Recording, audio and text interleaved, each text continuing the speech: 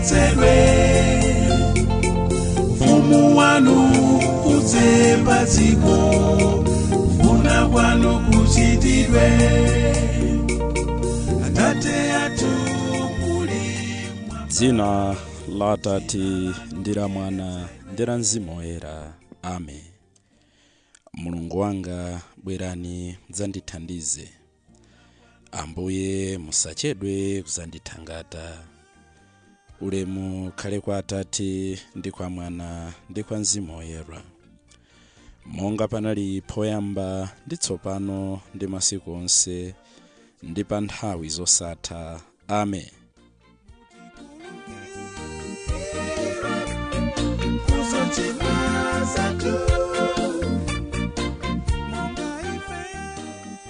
Ndikulandireni abale ndi alongo pano pa tiyankhuleni Ambuye. Lero ndi lachinayi pa 16 June chaka cha 2022. Takhala tikuona mbuyo mosemu kuti tingakhale bwanji anthu okondwa. Nde tinaona kuti njira yoyambirira ndi kuzindikira mantha amene amatipha mkatikati mwathu, mantha amene amatidya. Taona zimenezo masiku angapo apitawa, ndipo tipitiriza mtsogolo muno. Kwa lero pali nkhani ina imene timafuna tikumbutsane, tikambirane mdzulo buno, imene ambiri mwina tikafusidwa timasowa choyankha, timachita manyazi, timasowa pogwira. Nkhani yakubwereza mapemphero. Tikaona tsiku la lero, Ambuyesu atiphunzitsa kuti mukafuna kupemphera muziti: Atate athu muli mmwamba, dzina lanu liyeretsedwe, ufumu wanu udze, kufuna kwanu kuchitidwe. Tikulidziwa pemphero limeneli timapemphera, ndipo pempheroli ndi mapemphero ena onse amapanga gawo limodzi la mapemphero a Chikatolika. Ambiri amatinena kuti potero Akatolika timangobwereza mawu, sitidziwa chimene tikunena. Poti Ambuyesu makamaka tikawerenga Mateyo 6:7 akuti, pamene mukupemphera musamangobwereza mawu monga amachitira akunja. Iwowo amayesa kuti akachulukitsa mawu choncho ndiye pamene Mulungu awamvere. Nkhanitu ndi imeneyo, nkhani imakhala pamenepo. Nthawi zina timapanga kondemu, timaweruza chifukwa cha kusazindikira kapena kumvetsetsa imene pa Chingereza amanena kuti context. Nchifukwa chani Ambuyesu ananena mawu amenewa? Kodi nkulakwa kupemphera mapemphero atikuoneni Mariya, pemphero la Atate athu, mapemphero amene mpingo utatiphunzitsa ngati poyambira pa chikhulupiriro chathu, kulapa, kumvera, kukonda, kupempherera anthu onse? Kodi ndikulakwa? Ayi. dzina lanu liyeretsedwe,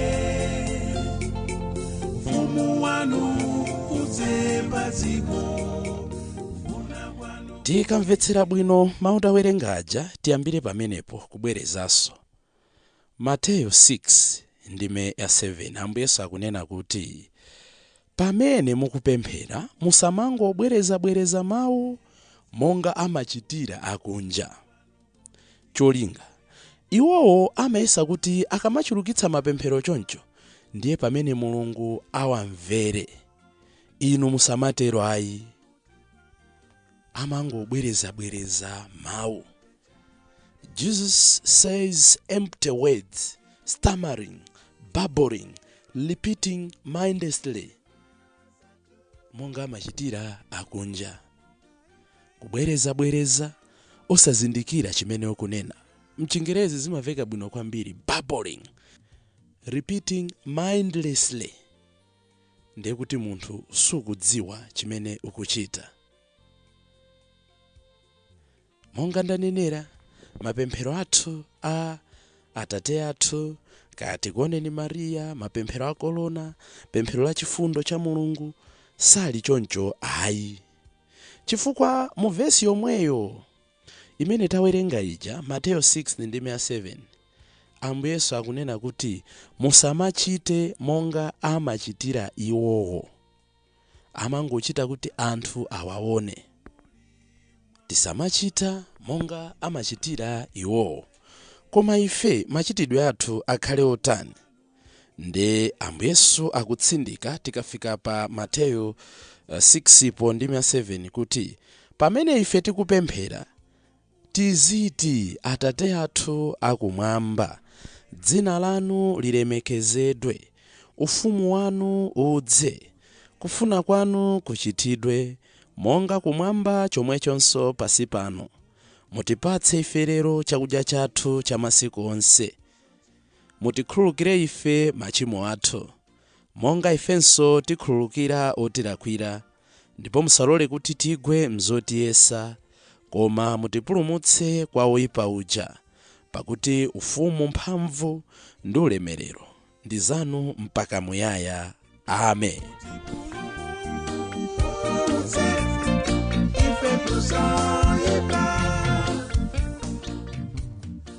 Apatu titha kutero kuti Ambuye Yesu akutipatsa pemphero limene tizipemphera mobwerezabwereza.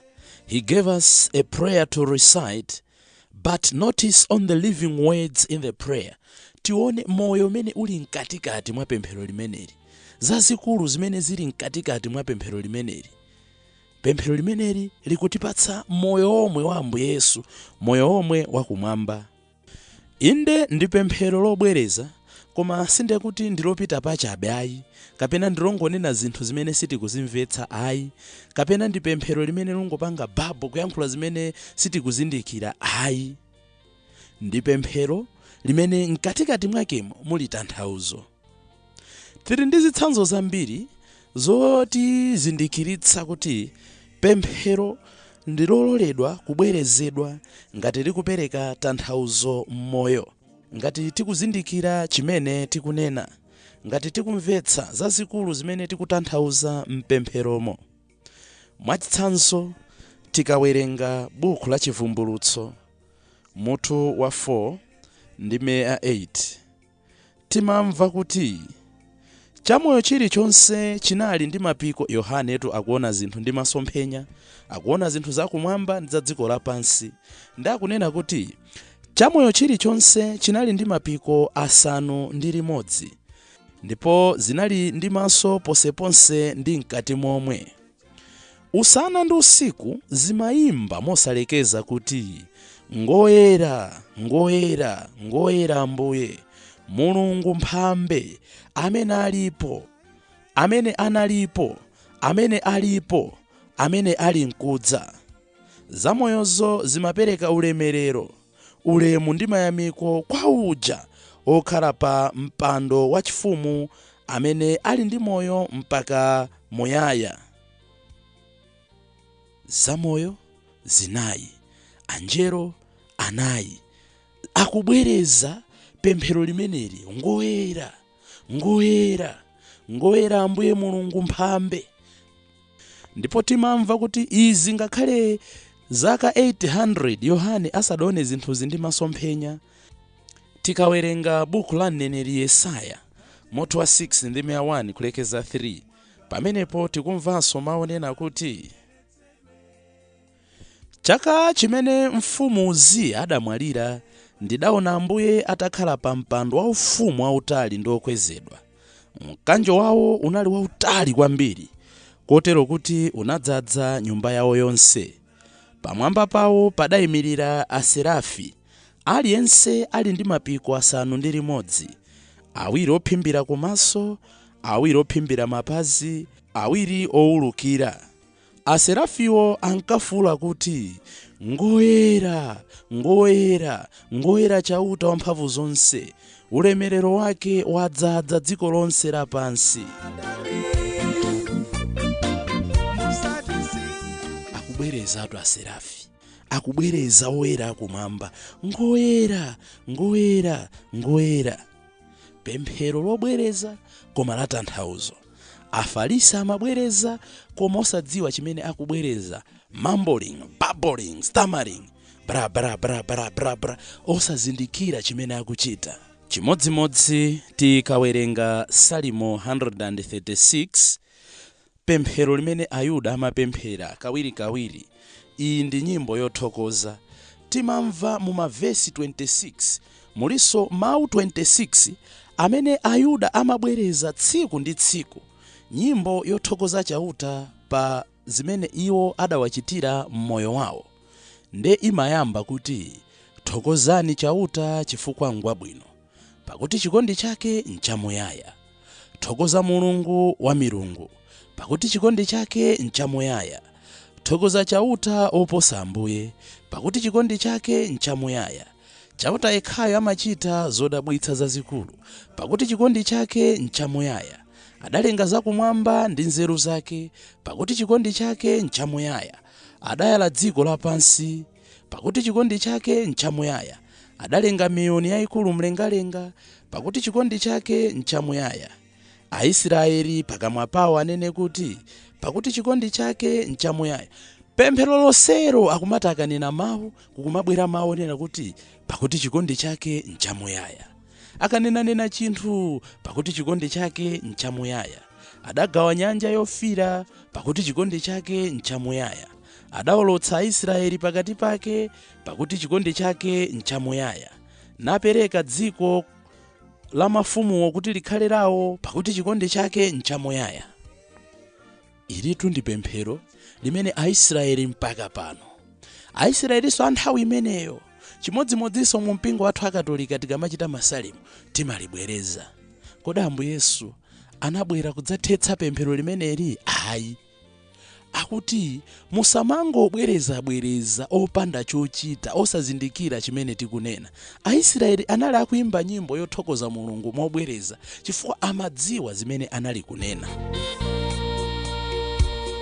Ifenso mumapemphero mwathu tikamanena kuti Atate athu muli mmwamba, tikuoneni Mariya, Atate athu, ndikumamvetsera ndi chidwi, limakhala pemphero lamphamvu limene tikulipereka ngati nsembe pamaso pa Mulungu. Ngakhale Ambuye Yesu mwini tikawerenga Marko 14 ndi meya 32 kulekeza 39 timamva kuti Yesu adapita ndi ophunzira ake kumalo aja otchedwa Getsemani. Tsono adauza ophunzirawo kuti inu bakhalani pano, ine ndikukapemphera. Adatengako Petro, Yakobe ndi Yohane. Yesu adayamba kugwidwa ndi chisoni ndi kuvutika mu mtima. Adauza kuti mu mtima mwanga muli chisoni chachikulu chofa nacho. Inu bakhalani pompano, koma mukhale masotu. Adapita patsogolo pang'ono nadzigwetsa pansi nkuyamba kupemphera. Adati, ngati nkotheka nthawi yopsa ino indipitirire. Adanenanso kuti Aba, Atate, mungathe kuchita china chilichonse. Mundichotsere chikho cha masautsochi, komabe chitani zimene mufuna inu osati zimene ndikufuna ine ayi. Atatero adabwerera kwa ophunzira aja nawapeza ali mtulo. Tsono adawafunsa kuti, Simoni, uli mtulo? Mongadi mwalephera kukhala maso kanthawi kochepa komwe? Khalani maso inu ndi kumapemphera kuti mungagwe nzokuyesani. Mtima ndiye ukufunitsitsadi, koma langokhala lofoka ndi thupi. Adachokanso nakapemphera ndi mawu omwe aja. Pamenepo adabwereranso adakawapeza ali mtulo, chifukwa zikope zawo zinali zitalemera ndi tulo. Choncho iwo adasowa choyankha. Pamenepo adabwerera kachitatu adati, kodi monga mukugonabe ndi kupumula? Basi tsopano nthawi ija yafika.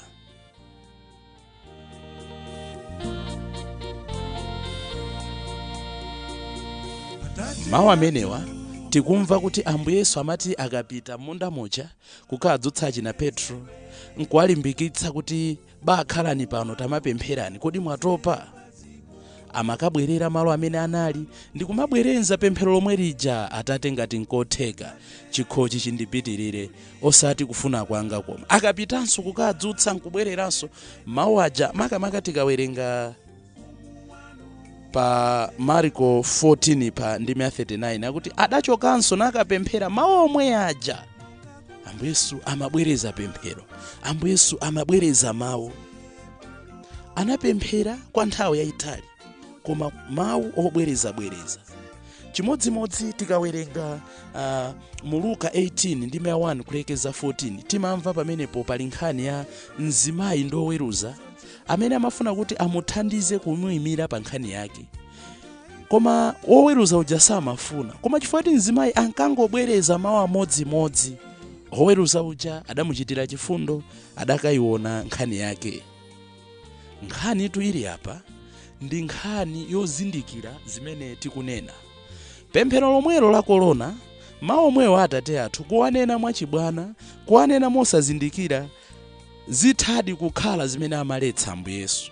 Koma pamene tikuzindikira zimene zili mkatimo ndi kumamvetsera chifukwa chani tikunena mawu amenewa, cholinga chimakhala kuti tizipanga meditate, tizisinkhasinkha zazikulu za Mulungu, zazikulu za mpingo wake, zazikulu za chipulumutso chathu. N'chifukwa chake tikamapemphera pemphero la korona mobwereza, timakhala tikunyamula moyo wonse wa Ambuye Yesu, kuchokera nthawi ya mthenga wa mngelo Gabriel kwa Maria, kubadwa kwa Ambuye Yesu, moyo wawo, ntchito yawo, mamirakuli yawo, masautso awo, imfa yawo, kuuka kwawo, kukwera kumwamba, kutsika kwa Mzimu Woyera. Zonse zija tikamapemphera mpemphero lathu la korona mobwereza, momvetsera ndi kuzindikira chimene tikunena, timakhala tikupereka misteri zathu, timakhala tikubwereza misteri zazikulu zozizwitsa zosamvetsetseka za chipulumutso chathu.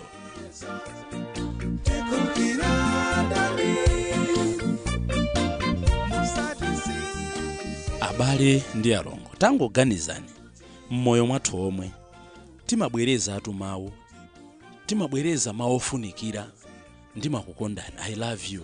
Tangoganizirani munthu apa banja, kapena anthu amene ali pachibwezi, kapena anthu amene muli friends, wamuza nzako mmawa I love you, nkumuzaso cha mmanayi I love you, nkumuzaso mmafolo I love you, kena kumuzako zoti wanduza kale tu zimenezo. Ndiye sa moyo sunga kome, ndiye sa mzathu aona kuti sitikumvetsa chimene tikuchita, sitimangonena kuti ndakuuzatu chaka chatha I love you ndekuti sindidzabwerezaso. We repeat mawu aja onena kuti mundikhululukire, ndimakukondani, ndimakunyadirani, timakuthokozani, timakudalirani. Timabwereza mawu amene aja pofuna kuonetsa zimene zili mkatikati mwa mtima wathu. So it's not the number of the repetitions, but it's the vitality in the words that we are repeating. Si mawu amene tikubwerezawo amene alofunikira, si kuchuluka kwa mawu amene tikubwerezawo, koma kufunika kwa mawu amene tikubwerezawo kumene kuli ndi tanthauzo. Ngati mawu anga amene ndikungowabwereza alibe tanthauzo ndipo ndikuwanena mosazindikira, izitu ndi zimene Ambuye Yesu amaletsa, ndi zimene Ambuye Yesu akuti tisamachite.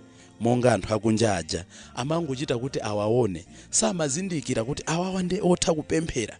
Ndiye ndapereka zitsanzo sindodzoti amatero ndani, mangoti bra bra bra mega. Ayi, tikunena izi dala chifukwa tiona kufunika kwa pemphero la Atate athu, kuti pali zigawo zingapo zisanu ndi ziwiri zimene tigawane masiku akubwerawa kuti tizindikire ulemerero wa pemphero ili la Atate athu. So mwachidule tikamanena kuti ife Akatolika timanena mapemphero obwereza monga ndafotokozera, tisamatekeseke ndi anthu amene chifukwa cha kusamvetsa ngakhale mawu a Mulungu amene amangofuna kukubwezani mbuyo ndi zokambakamba.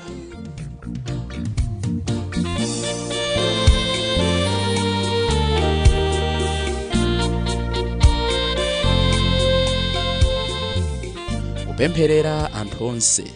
Mulungu Atate wa anthu onse mdalitsa zathu kuti asunge malamulo anu, ayenera kulandira moyo osatha, makamaka mdalitsa amene athandiza chifukwa cha inu. Amen. Pemphero kwa alonda anjelo athu. Inu mlonda wanga anjelo a Mulungu, ndikupemphani kuti mundisunge, mundireretse kwa zoyipa zonse za mzimu wanga ndi za thupi langanso. Amen. Ambuye akhale nanu. Madalitso a Mulungu amphamvu zonse, Atate ndi Mwana ndi Mzimu Woyera akutsikireni ndi kukhala nanu nthawi zonse. ndikufunireni abale ndi alongo madzulo opambana osatopa pochita zabwino. Atate muli mwamba, dzina lanu liyeretsedwe, ufumu wanu udze pa dziko, kufuna kwanu kuchitidwe, mutikhululukire kuzochimwa